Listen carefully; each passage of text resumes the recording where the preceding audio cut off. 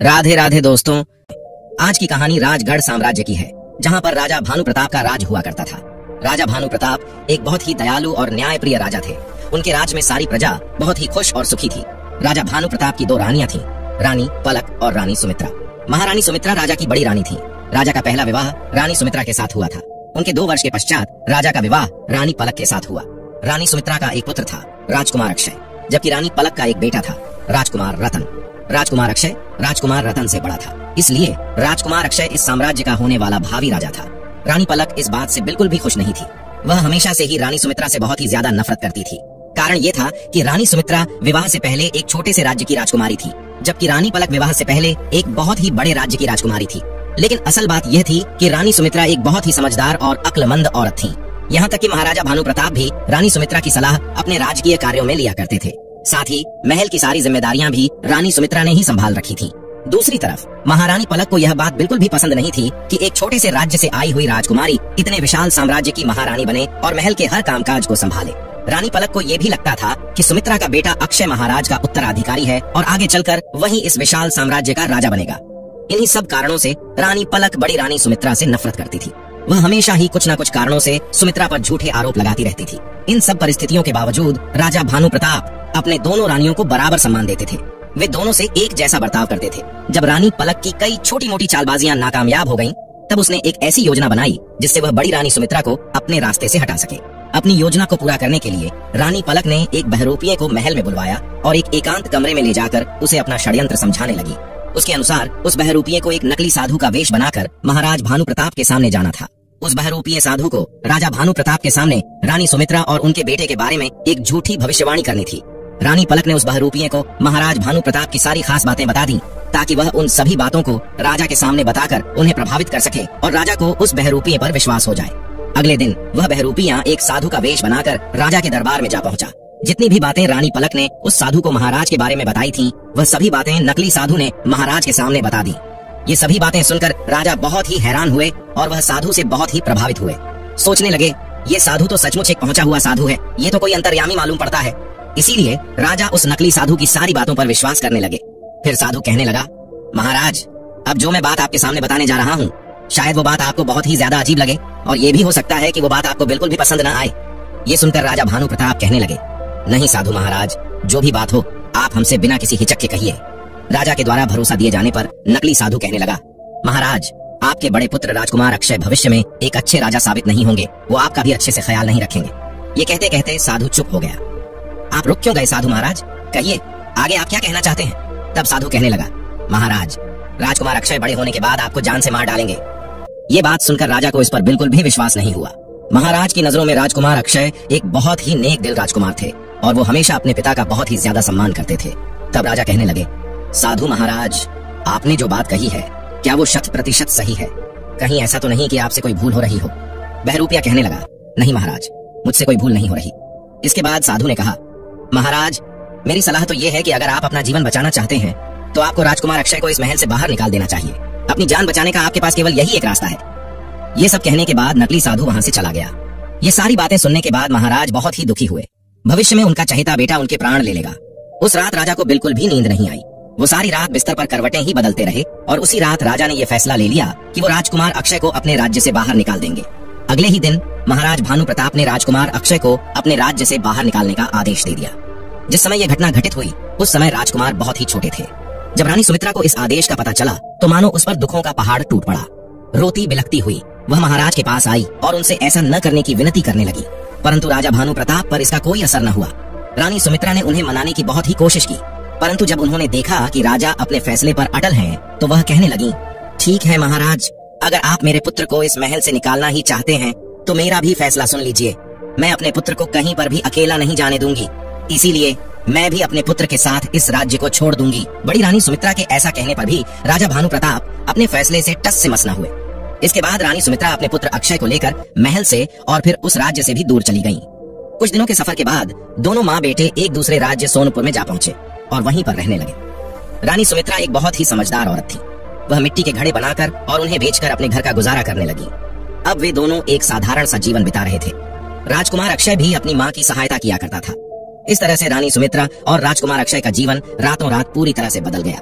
वे दोनों एक महल से एक झोपड़ी में पहुंच गए थे। समय अपनी गति से बीता। अब राजकुमार अक्षय बड़ा हो चुका था। वहीं दूसरी तरफ राजगढ़ में राजकुमार रत्न भी बड़ा हो चुका था। वह बहुत ही ज्यादा घमंडी और नकारा किस्म का राजकुमार था। वो कभी भी अपने पिता से तमीज से बात नहीं करता था। उसका व्यवहार एक अच्छे राजकुमार जैसा नहीं था। राजा भानु प्रताप हर समय रतन को समझाने का प्रयास करते थे कि तुम इस विशाल साम्राज्य के राजकुमार हो और कल को तुम्हें ही इस साम्राज्य का राजा बनना है। इसीलिए तुम्हें हर कला में निपुण होना चाहिए। तुम्हें विद्या अध्ययन के साथ साथ युद्ध का भी अभ्यास करना चाहिए ताकि तुम अपनी प्रजा की रक्षा कर सको। परंतु असल बात ये थी कि राजकुमार रत्न एक बहुत ही आलसी व्यक्ति था। उसे ना तो विद्या ग्रहण करना अच्छा लगता था और ना ही युद्ध कला का अभ्यास करना। वो सारा दिन केवल अपनी मनमानी करता, दूसरों का मजाक उड़ाता और हर किसी को नीचा दिखाने की कोशिश करता। जब भी राजा भानु प्रताप रत्न को कोई बात समझाते तो वो उल्टा उन्हें ही जवाब दे देता।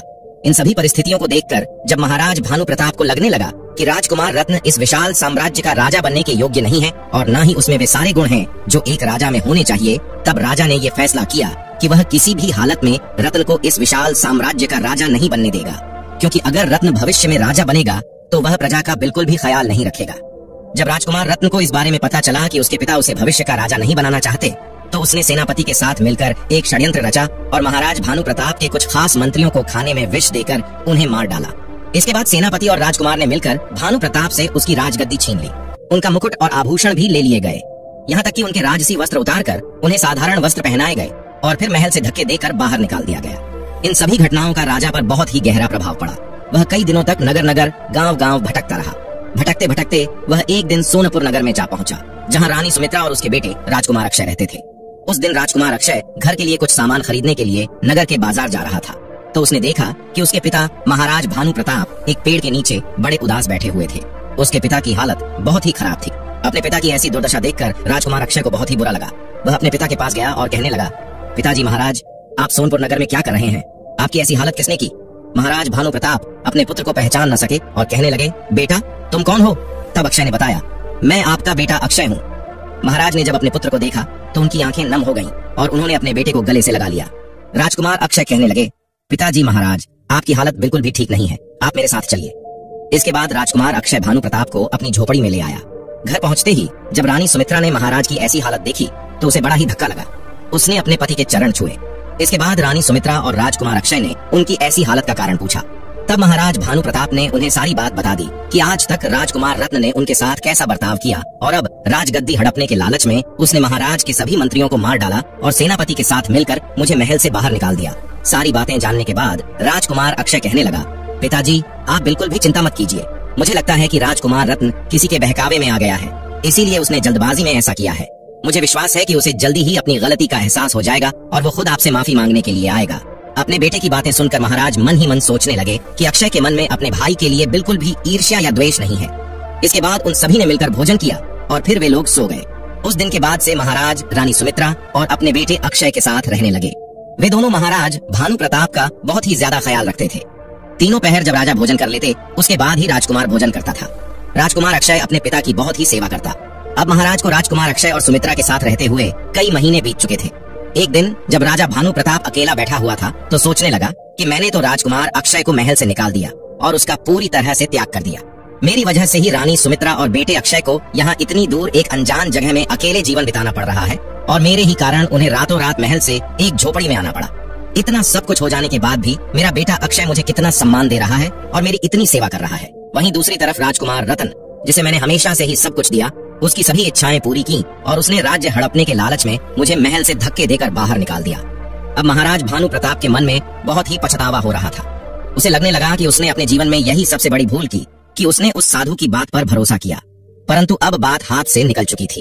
अब भानु प्रताप को अपनी पत्नी और राजकुमार अक्षय के साथ रहते हुए सोनपुर राज्य में लगभग 1 वर्ष बीत चुका था। इसी सोनपुर राज्य का राजा था राजा विजयसेन, जिसकी एक पुत्री थी जिसका नाम था राजकुमारी चंद्रप्रभा।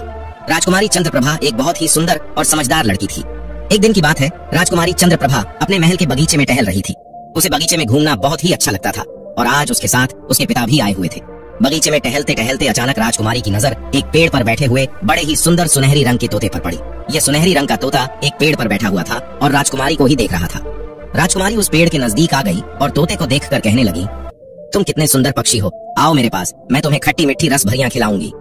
उसकी बात सुनकर वह तोता कहने लगा, मेरा दिल तो चाहता है कि मैं तुम जैसी नेक दिल और सुंदर राजकुमारी के पास ही रहूं और खट्टी मिट्टी रस भरियां खाऊं, मगर मैं तो नगर नगर की सैर करने के लिए निकला हूं, इसीलिए अब मैं चलता हूं। ये कहकर वो सुनहरी तोता अपने पंख फड़फड़ाकर वहां से उड़ गया। राजकुमारी चंद्रप्रभा को हैरानी हुई कि वो सुंदर पक्षी मनुष्य की भाषा बोलता था। वह भागकर अपने पिता के पास आई और कहने लगी, पिताजी महाराज, मुझे वो बोलने वाला पक्षी चाहिए, अभी और इसी वक्त। पहले तो राजा विजयसेन की समझ में कुछ भी नहीं आया कि राजकुमारी क्या कह रही है, लेकिन जब राजकुमारी ने पूरी बात बताई कि एक पेड़ पर सुनहरी रंग का तोता आकर बैठा था और वह मनुष्य की भाषा बोलता था, तो राजा कहने लगा, बेटी, मैंने अपने बड़े बुजुर्गों से सुना है कि यहाँ से सैकड़ों मील दूर, लगभग 1 महीने का मुश्किल सफर तय करने के बाद रतनगिरी नाम का एक पर्वतीय इलाका है। उसी इलाके में ऐसे बोलने वाले पक्षी पाए जाते हैं। मुझे लगता है वो पक्षी वहीं से आया होगा। हो सकता है कि वह कल फिर से आए। अगले दिन राजकुमारी चंद्रप्रभा उस सुनहरी पक्षी का इंतजार करती रही, लेकिन वो पक्षी दोबारा नहीं आया। इसी चिंता में राजकुमारी ने पूरे दिन कुछ नहीं खाया। जब रात हो गई तो वह बिल्कुल निराश हो गई और अपनी माँ के गले लगकर रोने लगी। उसकी माँ ने उसे कई तरीकों से बहलाने की कोशिश की, लेकिन बोलने वाले तोते का ख्याल राजकुमारी के मन से नहीं निकला। अपनी बेटी की उदासी देखकर महाराज भी अब परेशान हो चुके थे। जब 2-3 दिन इसी तरह से गुजर गए, तब राजा और रानी को चिंता हुई कि कहीं उनकी बेटी बीमार न पड़ जाए। तब महाराज विजयसेन के मन में एक विचार आया कि वह खुद यह लंबा सफर तय करते हुए रत्नगिरी के इलाके में जाए और वहां से वह सुनहरी तोता पकड़कर राजकुमारी के लिए ले आए। ये बात जब उन्होंने महारानी को बताई तो वह कहने लगी, अगर आप इस सफर पर रवाना हो गए तो आप जानते हैं कि यह महीने भर का लंबा सफर है। इतने दिनों तक राज्य का राजकाज कौन संभालेगा और उस तोते को तलाश करने में न जाने कितना समय और लगे। मेरी मानिए, आप राज्य में यह घोषणा करवा दीजिए कि जो भी व्यक्ति रतनगिरी के पर्वत या इलाके से उस बोलने वाले सुनहरे तोते को लेकर आएगा, उसे 10,000 अशर्फियां इनाम में दी जाएंगी। राजा को अपनी पत्नी की यह तरकीब बहुत ही अच्छी लगी। उसने उसी समय यह घोषणा करवा दी कि जो भी सैकड़ों मील दूर रतनगिरी के पर्वतीय इलाके से उस पक्षी को पकड़कर लाएगा, उसे ढेरों अशर्फियां इनाम में दी जाएंगी। यह घोषणा सुनकर कई लोग अपनी किस्मत आजमाने के लिए निकल पड़े। रतनगिरी का पर्वतीय इलाका बहुत ही दूर था और उसका रास्ता भी बहुत ही मुश्किल था।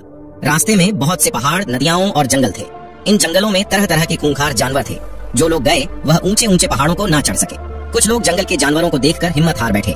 नतीजा यह हुआ कि कई दिन बीत जाने के बाद भी कोई भी रतनगिरी के पर्वतों से उस सुनहरी तोते को न ला सका। एक दिन यह घोषणा राजकुमार अक्षय ने सुनी तो उसने विचार किया कि क्यों न वह इस कार्य को पूरा करे। जब उसने यह बात अपने पिता और अपनी माता को बताई तो पहले तो उन दोनों ने इस बात की अनुमति नहीं दी, परंतु राजकुमार अक्षय द्वारा बार बार समझाने पर दोनों माता पिता इस बात के लिए राजी हो गए। अपने माता पिता से आज्ञा लेकर राजकुमार अक्षय महाराज विजयसेन के महल की तरफ चल पड़ा। जब वह महल में पहुंचा तो उसने राजा विजयसेन से रत्नगिरी के पर्वतों में जाने की आज्ञा मांगी। उस समय वहां पर एक युवक और भी मौजूद था जिसका नाम था सूर्यकांत। वह भी उस अनोखे तोते को पकड़ने के लिए महाराज की आज्ञा लेने के लिए आया था। महाराज ने दोनों को इस सफर पर जाने की अनुमति दी और यह भी कहा कि वे दोनों जल्द से जल्द उस पक्षी को लेकर आएं, क्योंकि राजकुमारी चंद्रप्रभा की हालत दिन प्रतिदिन और भी बिगड़ती जा रही है। दोनों नौजवान अपने अपने घोड़ों पर सवार होकर उस मुश्किल सफर पर चल पड़े। सूर्यकांत नाम का वह दूसरा नौजवान बहुत ही घमंडी था। वह अक्षय से कहने लगा, भाई, तुम तो एक मामूली से आदमी हो, जाओ जाकर कोई मेहनत मजदूरी वाला काम करो, तुम क्यों इन चक्करों में पड़े हो। परंतु राजकुमार अक्षय ने जब यह बात सुनी तो इस बात का उसने बुरा नहीं माना और मुस्कुराकर कहने लगा, भाई, तुम मेरी चिंता छोड़ो, मैं किसी न किसी तरह से यह काम पूरा कर ही लूंगा। मैं तो यहाँ पर सिर्फ इसलिए आया हूँ कि जल्द से जल्द राजकुमारी ठीक हो जाए। वे दोनों बातें करते करते काफी दूर निकल आए थे। जब वे एक घने जंगल से गुजर रहे थे तो उन्हें एक पेड़ के नीचे एक बूढ़ा आदमी और एक बूढ़ी औरत दिखाई दी। दो नौजवानों को आता देखकर बूढ़ा आदमी खड़ा हो गया और उनके आगे आकर रुकने का इशारा करने लगा। बूढ़े आदमी को अपने सामने आता देखकर सूर्यकांत को गुस्सा आ गया। वह क्रोध में कहने लगा, अरे बूढ़े आदमी, तुम कहां से मेरे सामने आकर खड़े हो गए। यह कहते हुए उसने घोड़े से झुककर उस बूढ़े आदमी को धक्का दे दिया और एक तरफ गिरा दिया। बेचारा बूढ़ा अब जमीन पर गिर चुका था। उसे गिरा हुआ देखकर उसकी पत्नी जोर जोर से रोने लगी। ये देखकर राजकुमार अक्षय जल्दी से घोड़े से नीचे उतरा और उसने बूढ़े को जमीन से उठा लिया और कहने लगा, बूढ़े बाबा, आपको कहीं चोट तो नहीं आई। वो बूढ़ा आदमी अपने आप को संभालते हुए खड़ा हो गया और कहने लगा, लगता है कोई बहुत ही दुष्ट इंसान था। अगर मुझे पता होता कि वो ऐसा है तो मैं कभी भी उससे मदद नहीं मांगता। राजकुमार अक्षय ने कहा, उसे छोड़िए बाबा, मुझे बताइए कि आपको क्या सहायता चाहिए। बूढ़ा आदमी कहने लगा, बेटा, हम सुबह से घर जाने के लिए निकले हुए हैं। मैं अपनी पत्नी के साथ अपनी बहन के घर से आ रहा हूँ। हमारा गांव यहाँ से कुछ ही दूरी पर है। हम दोनों बूढ़े हैं और चल चल कर पूरी तरह से थक चुके हैं। भूख की वजह से भी हमारा बुरा हाल है। हम चाहते हैं कि जल्दी घर पहुंच जाएं और खाना खाकर आराम करें। तुम्हारे पास घोड़ा मौजूद है, तुम्हारी बड़ी ही कृपा होगी अगर तुम हमें गांव तक पहुंचा दो। बूढ़े की बात सुनकर अक्षय ने अपना खाना निकालकर उन दोनों को दे दिया। ये खाना अक्षय की माँ ने उसे बांध कर दिया था ताकि सफर के दौरान अगर उसे भूख लगे तो वो ये खाना खा सके। जब बूढ़ा और बूढ़ी दोनों खाना खा चुके तब अक्षय ने उन दोनों को अपने घोड़े पर बिठाया और खुद पैदल चलते हुए घोड़े की लगाम पकड़कर उन्हें उनके घर तक ले आया। घर पहुंचकर दोनों पति पत्नी अक्षय को बहुत ही आशीर्वाद देने लगे। उन्हें घर पहुंचते पहुंचते शाम हो चुकी थी। अब दोनों बूढ़े पति पत्नी ने राजकुमार अक्षय को इस बात के लिए राजी कर लिया कि आज रात के लिए वो उन्हीं के घर ठहर जाएं, क्योंकि रात को सफर करना ठीक नहीं रहेगा। राजकुमार अक्षय ने उनकी बात मान ली और उसके बाद उस बूढ़े आदमी ने कहा, कहो नौजवान, तुम कौन हो और कहाँ जा रहे हो? जवाब में राजकुमार ने उसे पूरी कहानी सुना दी और बताया कि वो बोलने वाले सुनहरी तोते की तलाश में रतनगिरी पर्वत की तरफ जा रहा है, ताकि वह उस पक्षी को लेकर राजकुमारी चंद्रप्रभा के हवाले कर दे। राजकुमार की बात सुनकर बूढ़ा आदमी सोच में पड़ गया और फिर कहने लगा, मैंने भी सुना है कि रतनगिरी पर्वत के इलाके में कुछ ऐसे सुनहरी रंग के तोते भी हैं जो मनुष्यों की तरह बोलते हैं, मगर उन्हें वहीं पर जाकर तलाश किया जा सकता है। रतनगिरी पर्वत या इलाके की तरफ जाने के दो रास्ते हैं। एक रास्ते पर तो बहुत ही खतरा है और वो रास्ता बहुत ही मुश्किल है। दूसरा रास्ता बहुत ही आसान रास्ता है। अगर घोड़ा तेज तर्रार हो तो कुछ ही घंटों में वहाँ पहुँचा जा सकता है और उस रास्ते पर कोई खतरा भी नहीं है। बूढ़े आदमी ने राजकुमार अक्षय को वो रास्ता अच्छी तरह से समझा दिया। उस रात वे सभी सो गए और फिर अगली सुबह जब राजकुमार अपने सफर पर आगे के लिए रवाना होने लगा, तब बूढ़े आदमी ने अपने घर के पीछे लगे हुए एक पेड़ से बहुत सारे अमरूद के फल तोड़े और राजकुमार को देते हुए कहने लगा, रतनगिरी पर्वत के पक्षियों को ये फल बहुत ही अच्छा लगता है। वे बड़े ही शौक से इसे खाते हैं, क्योंकि उस इलाके में ये फल नहीं पाया जाता। इसीलिए वो पक्षी इसकी तलाश में यहाँ इतनी दूर तक भी आ जाते हैं। तुम ये फल अपने पास रख लो। मुझे पक्का यकीन है कि इन फलों की खुशबू वहाँ के पक्षियों को तुम्हारी ओर खींच लेगी और हो सकता है कि उनमें से कोई पक्षी ऐसा भी हो जो इंसानों की तरह बातें करता हो। राजकुमार ने अमरूद एक पोटली में बांध लिए और बूढ़े बाबा को धन्यवाद देकर वहाँ से आगे रवाना हो गया। राजकुमार अक्षय उसी रास्ते पर जा रहा था जो बूढ़े ने उसे बताया था। ये रास्ता बहुत ही साफ सुथरा और हरा भरा था। कुछ ही घंटों में वो रतनगिरी पर्वत के इलाके में जा पहुंचा। ये इलाका बहुत ही हरा भरा और सुगंधित फूलों से सजा हुआ था। राजकुमार का मन हुआ कि कुछ देर के लिए यहाँ पर आराम किया जाए, परंतु दूसरे ही पल उसके मन में ये विचार आया कि इसमें बहुत सा समय खराब हो जाएगा। वह उस बोलने वाले पक्षी की तलाश करने लगा। वह चलते चलते पेड़ों पर नजर गड़ाए हुए था। कुछ ही देर में वो एक ऐसी जगह पर पहुंचा जहाँ बहुत से छोटे बड़े पक्षी पेड़ों पर बैठे हुए थे और वे सभी पक्षी चहचहा रहे थे, मगर ऐसा कोई भी नहीं था जो मनुष्य की भाषा बोल रहा हो। राजकुमार बहुत ही उदास हुआ, लेकिन उसने हिम्मत नहीं हारी। वो एक जगह पर जमीन पर बैठ गया। उसने अपने साथ लाए हुए फल वहाँ पर फैला दिए। उन फलों की खुशबू से जितने भी पक्षी वहाँ पर मौजूद थे वे वहाँ पर आ गए और उन फलों को खाने लगे। पक्षियों को देखकर राजकुमार कहने लगा, अरे प्यारे प्यारे पक्षियों, तुम सबका क्या हाल चाल है? मगर किसी भी पक्षी ने उसकी बात का कोई जवाब नहीं दिया। राजकुमार समझ गया कि इन पक्षियों में से कोई भी ऐसा नहीं है जो मनुष्य की भाषा बोलता हो। जब फल खत्म हो गए तो सभी पक्षी वहाँ से उड़ गए कि तभी एक सुनहरी रंग का तोता उड़ता हुआ वहाँ पर आया और राजकुमार के सामने बैठ गया। कहने लगा, ओह, लगता है मुझे आने में देर हो गई। सारे फल तो खत्म हो चुके हैं। राजकुमार अक्षय उस सुनहरी तोते को मनुष्य की भाषा में बोलता हुआ देखकर बहुत ही खुश हो गया। उसने एक बहुत ही बड़ा फल निकालकर उस पक्षी के सामने रख दिया और कहने लगा, प्यारे तोते, तुम चिंता मत करो, मेरे पास अभी और भी फल हैं। ये सुनकर वो तोता फुदकता हुआ राजकुमार के पास आ गया और मजे से उसका दिया हुआ फल खाने लगा। फिर राजकुमार ने अपने मतलब की बात उस तोते से की। अरे प्यारे तोते, क्या तुम मेरे साथ मेरे नगर सोनपुर में चलना पसंद करोगे? तोता कहने लगा, क्यों नहीं, मुझे तो वो इलाका बहुत ही पसंद है, क्योंकि वहाँ पर बहुत सारे अमरूदों के बाग हैं। अगर मैं तुम्हारे साथ चल दूं तो क्या तुम मुझे पिंजरे में तो नहीं रखोगे? क्योंकि मुझे पिंजरे में बंद होकर रहना बिल्कुल भी पसंद नहीं है। तुम इस बात की चिंता ना करो, मैं तुम्हारी तलाश में बहुत लंबा सफर तय करके आया हूँ। हमारे राजा की बेटी तुम्हारे इंतजार में बिना कुछ खाए पिए कई दिनों से बेसुध पड़ी है। मैं तुम्हें ले जाकर राजकुमारी के हवाले कर दूंगा। वहाँ पर तुम महल में बहुत ही आराम से रहोगे। मैं उससे ये भी कह दूंगा कि वो तुम्हें पिंजरे में बंद ना करे। तोता कहने लगा, हाँ, कुछ दिनों पहले मैं राजकुमारी से मिल चुका हूँ। जब मैं नगर नगर घूमने के लिए निकला था और सोनपुर महल के बाग में मेरी मुलाकात राजकुमारी से हुई थी। वो एक बहुत ही नेक दिल और अच्छी राजकुमारी है। मैं बहुत ही खुशी से उसके साथ रहने को तैयार हूँ। ये सुनकर राजकुमार बहुत ही खुश हुआ। वो तोता उड़ा और उड़कर राजकुमार के कंधे पर बैठ गया। अब राजकुमार का मकसद पूरा हो चुका था, इसीलिए उसने वापसी का सफर शुरू किया। वो तोता काफी ऊंचाई पर राजकुमार के घोड़े के साथ साथ उड़ रहा था। लंबा सफर तय करने के बाद जब राजकुमार सोनपुर राज्य की सीमा में दाखिल हुआ, तभी उसे वो नौजवान सूर्यकांत आता हुआ दिखाई दिया। उसकी हालत काफी खराब दिखाई दे रही थी। राजकुमार समझ गया कि ये रतनगिरी पर्वत जाने के लिए दूसरे मुश्किल और खतरनाक वाले रास्ते पर निकल गया होगा, जिसके बारे में बूढ़े ने भी उसे बताया था। सूर्यकांत ने राजकुमार को देख लिया और उसके पास आया। दोनों एक दूसरे से मिले। राजकुमार के पूछने पर सूर्यकांत ने बताया, मुझसे बड़ी ही गलती हुई जो इनाम के लालच में इस सफर पर निकल पड़ा।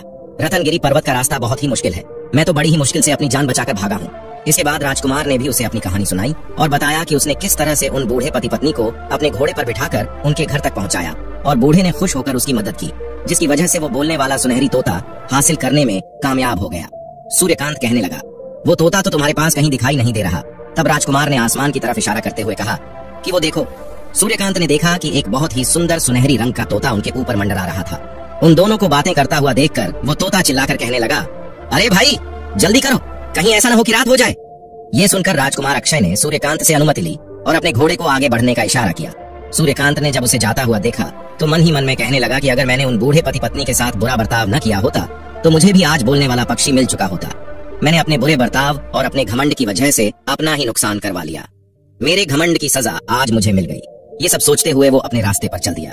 राजकुमार अक्षय जब महल में पहुंचा तो सुनहरी तोते को देखकर राजा बहुत ही खुश हुआ। राजकुमारी ने भी जब उस सुनहरी तोते को देखा तो वो भी खुशी से नाचने लगी। वो सुनहरी तोता राजकुमारी को सौंपते हुए राजकुमार अक्षय कहने लगा, राजकुमारी जी, मुझे उम्मीद है कि आप बिल्कुल स्वस्थ हो जाएंगे। ये पक्षी आपके साथ रहने के लिए बड़ी ही खुशी से तैयार है, परंतु आपको मुझे एक वचन देना होगा। नौजवान कहो, मैं तुम्हें क्या वचन दूं? राजकुमारी जी ने पूछा। आप मुझे वचन दीजिए कि आप इस पक्षी को कभी भी पिंजरे के अंदर नहीं रखेंगी। कुछ सोचकर राजकुमारी ने कहा, ठीक है नौजवान, मेरा ये वादा है कि मैं इस पक्षी को कभी भी पिंजरे के अंदर बंद नहीं करूंगी। ये हमेशा खुली हवा में ही उड़ेगा। राजकुमारी को खुश देखकर विजय सेन और रानी ने भी सुख की सांस ली। राजा ने अक्षय की हिम्मत और बहादुरी की बहुत ही तारीफ की। अब क्योंकि रात हो चुकी थी, इसीलिए राजा विजय सेन ने अक्षय को उसके घर नहीं जाने दिया और महल के ही अतिथि गृह में उसे रुकवा दिया। रात के समय जब विजय सेन अपनी पत्नी से बातें कर रहा था तो रानी कहने लगी, महाराज, ये युवक इतना बहादुर और बुद्धिमान है। मुझे तो लगता है कि ये कोई साधारण युवक नहीं है। अवश्य ही ये किसी ऊंचे खानदान से ताल्लुक रखता है। मेरी बात मानिए, आप इससे एक बार इसकी सच्चाई मालूम कीजिए कि ये कौन है और कहाँ रहता है। मुझे तो ये हमारी राजकुमारी के लिए एक योग्य वर लगता है। रानी के कहने पर अगली सुबह महाराज ने राजकुमार को अपने पास बुलाया और उससे पूछने लगा, नौजवान, सच सच बताओ कि तुम कौन हो और किस खानदान से तुम्हारा ताल्लुक है। राजा की ये बात सुनकर अक्षय ने महाराज विजय सेन को सारी बात सच सच बता दी कि वह असल में राजगढ़ साम्राज्य का राजकुमार है और किस तरह से उसके पिता ने उसे महल से निकाल दिया और उसके बाद उसके भाई ने भी पिता के साथ धोखा करते हुए उन्हें महल से निकाल दिया। इस तरह से राजकुमार अक्षय ने अपनी पूरी कहानी विस्तार से राजा विजय सेन को बता दी। सारी बात जानने के बाद राजा विजय सेन ने कहा, राजकुमार, इसका मतलब ये हुआ कि हमारी पत्नी का अनुमान बिल्कुल सही निकला। देखो, तुमने हमारी बेटी की जान बचाई है और हम पर बड़ा ही उपकार किया है। अगर तुम चाहो तो हम तुम्हें तुम्हारा साम्राज्य वापस दिलाने में तुम्हारी सहायता कर सकते हैं। तुम वीर हो, बहादुर हो और बुद्धिमान भी हो। तुम चाहो तो मेरी विशाल सेना ले जाओ और अपने बेईमान भाई रतन के महल पर चढ़ाई कर दो और उसे हराकर अपना साम्राज्य वापस ले लो। तब राजकुमार अक्षय ने कहा, महाराज, आपका प्रस्ताव बहुत ही अच्छा है, परंतु मुझे फैसला करने के लिए एक बार अपने माता पिता से विचार विमर्श करना पड़ेगा। आप मुझे इस समय आज्ञा दीजिए, मैं उनसे सलाह करके जल्द ही आपके पास वापस लौटता हूँ। इतना कहकर राजकुमार वापस अपने पिता भानु प्रताप और माता के पास आया। उसने राजा विजय सेन का प्रस्ताव अपने पिता को बताया कि वह राजगढ़ साम्राज्य वापस पाने में उनकी सहायता करना चाहते हैं। भानु प्रताप ये सुनकर बहुत ही खुश हुआ और कहने लगा, पुत्र, इस मौके को हाथ से जाने मत दो और महाराज विजय सेन की सहायता से जल्द अपना साम्राज्य वापस प्राप्त करो। और फिर ऐसा हुआ भी। विजय सेन ने अपनी विशाल सेना राजकुमार अक्षय और उसके पिता भानु प्रताप के सुपुर्द कर दी। इसके बाद राजगढ़ में राजकुमार रतन के महल पर आक्रमण करके उसे बंदी बना लिया गया। तब रतन ने सारी सच्चाई उन्हें बताई और कहा कि यह सारा षड्यंत्र उसकी मां रानी पलक के द्वारा रचा गया था। उसने ही एक बहरूपीय को साधु बनाकर महाराज के सामने भेजा, जिसकी झूठी भविष्यवाणी के कारण राजा भानु प्रताप ने सुमित्रा और अक्षय को राज्य से बाहर निकाल दिया। सारी सच्चाई जानने के बाद भानु प्रताप ने अपनी छोटी रानी पलक और राजकुमार रत्न को देश निकालने की सजा दे दी। वह अपनी बड़ी रानी सुमित्रा और अपने बेटे अक्षय के साथ महल में आराम से रहने लगा। कुछ समय के बाद राजकुमार अक्षय को राजगढ़ का राजा बना दिया गया। उसका राज तिलक करने के बाद राजा भानु प्रताप अपना बाकी का जीवन ईश्वर की भक्ति में बिताने लगे। तो दोस्तों, अगर आपको आज की कहानी अच्छी लगी तो चैनल को सब्सक्राइब करके हमें सपोर्ट कर दीजिए और कमेंट्स में राधे राधे लिखना मत भूलना। फिर मिलते हैं एक नई कहानी के साथ। राधे राधे।